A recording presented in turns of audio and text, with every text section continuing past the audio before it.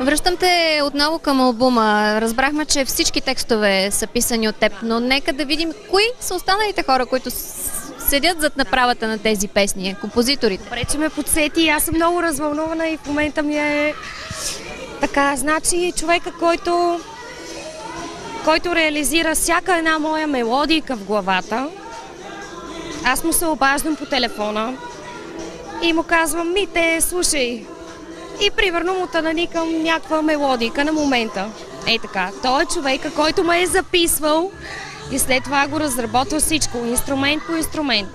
Той е човека, който стои зад моите аранжименти, главно действащо лице. Това е Митко Петров. И едно голямо благодаря за него. Сърдечно обичам те.